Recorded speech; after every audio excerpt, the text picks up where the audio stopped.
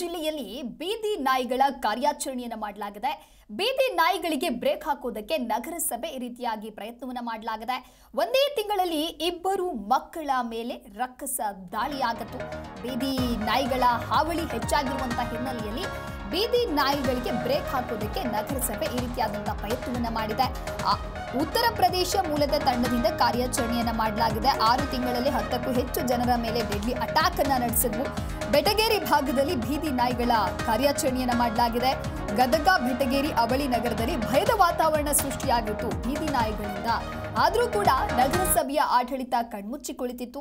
ನಗರಸಭೆಯ ನಿರ್ಲಕ್ಷ್ಯದ ವಿರುದ್ಧವಾಗಿ ಸ್ಥಳೀಯರು ಸಾಕಷ್ಟು ಆಕ್ರೋಶವನ್ನ ವ್ಯಕ್ತಪಡಿಸಿದ್ರು. ಈ ಆಕ್ರೋಶದ ಬೆನ್ನಲ್ಲೇ ನಗರಸಭೆ ಎಚ್ಚೆತ್ತುಕೊಂಡಿದೆ.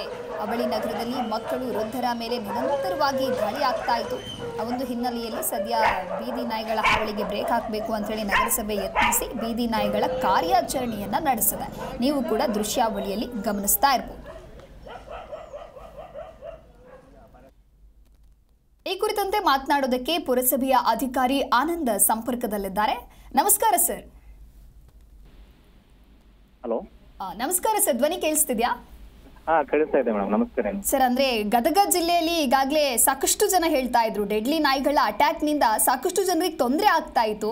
ಹಾಗಾಗಿ ಕೆಲವೊಂದಿಷ್ಟು ಕಂಪ್ಲೇಂಟ್ಗಳ ನಂತರದಲ್ಲಿ ಏನಾದರೂ ನಗರಸಭೆ ಎಚ್ಚೆತ್ತುಕೊಳ್ತಾ ಅನ್ನುವಂಥ ಪ್ರಶ್ನೆ ಕೂಡ ಇದೆ. ಯಾವ ರೀತಿಯಾದಂಥ ಕಾರ್ಯಾಚರಣೆ ಮಾಡಲಾಗಿದೆ ಸರ್? ಅದೇ ಮೇಡಮ್, ಬೀದಿ ನಾಯಿಗಳ ಒಂದು ಹಾವಳಿಯನ್ನು ಹೆಚ್ಚಾಗಿದ್ರಿಂದ ಬೀದಿ ನಾಯಿಗಳ ಸಂಖ್ಯೆಯನ್ನು ಕಡಿಮೆ ಮಾಡಲಿಕ್ಕೆ ನಗರಸಭೆ ವತಿಯಿಂದ ಸಂತಾನಹರಣ ಚಿಕಿತ್ಸೆ ಮತ್ತು ಆಂಟಿ ರೇಬಿಸ್ ವ್ಯಾಕ್ಸಿನೇಷನ್ ಕಾರ್ಯಕ್ರಮ ಮಾಡ್ತಕ್ಕಂಥ ಒಂದು ಕಾರ್ಯಕ್ರಮ ಹಾಕೊಂಡಿದ್ದೀವಿ ಮೇಡಮ್.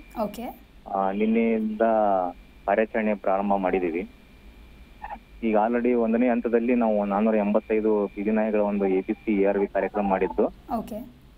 2ನೇ ಹಂತದಲ್ಲಿ ಈಗ 615 ನಾಯಿಗಳನ್ನ ABC ಮತ್ತು ARV ಕಾರ್ಯಾಚರಣೆಯನ್ನು ಮಾಡ್ಲಿಕ್ಕೆ ನಾವು ಅನುಷ್ಠಾನ ಮಾಡ್ಲಿಕ್ಕೆ ಕ್ರಮ ತಗೊಂಡಿರ್ತೀವಿ.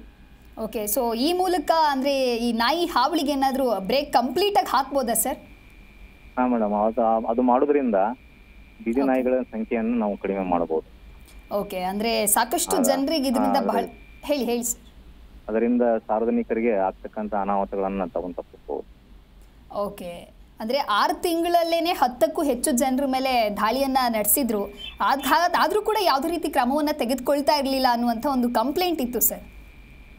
ಹೌದು ಮೇಡಮ್, ಆ ವಿಚಾರವಾಗಿನೇ ನಾವು ಇವತ್ತಿನ ದಿವಸ ನಗರಸಭೆ ವತಿಯಿಂದ ಏನು ಡಾಗ್ ಕಂಟ್ರೋಲ್ ರೂಲ್ಸ್ ಪ್ರಕಾರ ಈ ಕಾರ್ಯಕ್ರಮ ಹಮ್ಮಿಕೊಂಡಿದ್ದೇವೆ ಮೇಡಮ್. ಓಕೆ ಸರ್, ಈಗ ಕಾರ್ಯಾಚರಣೆ ಏನು ಆರಂಭ ಆಗಿದೆ, ಮೊದಲ ಹಂತದಲ್ಲಿ ಸಾಕ್ತಾ ಇದೆ. ಈ ಬೀದಿ ನಾಯಿಗಳನ್ನ ಹಿಡಿದು ಮುಂದಿನ ಪ್ರೊಸೆಸ್ ಏನು ಸರ್? ಅಂದ್ರೆ ಏನ್ ಮಾಡ್ತೀರಾ ಅಂತ ಹೇಳಿ? ಅಂದ್ರೆ ಅದು ಬೀದಿ ನಾಯಿಗಳ ಸಂತಾನಹರಣ ಚಿಕಿತ್ಸೆ ಮಾಡ್ತೇವೆ ಮೇಡಮ್. ಓಕೆ, ಆಮೇಲೆ ಆಂಟಿ ರೇಬಿಸ್ ವ್ಯಾಕ್ಸಿನೇಷನ್ ಕೊಡ್ತೇವೆ ಮೇಡಮ್. ಅಂದ್ರೆ ಅದಕ್ಕೆ ಯಾರಿಗಾದ್ರೂ ಕಳೆದ್ರೆ ಏನೋ ರೇಬಿಸ್ ಹರಡಬಾರ್ದು ಅಂತ ಆಂಟಿ ರೇಬಿಸ್ ವ್ಯಾಕ್ಸಿನೇಷನ್ ಹಾಕಿಸ್ತೇವೆ madam. Okay sir, thank you sir Zee Kannada news ಜೊತೆಗೆ ಮಾತನಾಡಿದ್ದಕ್ಕೆ.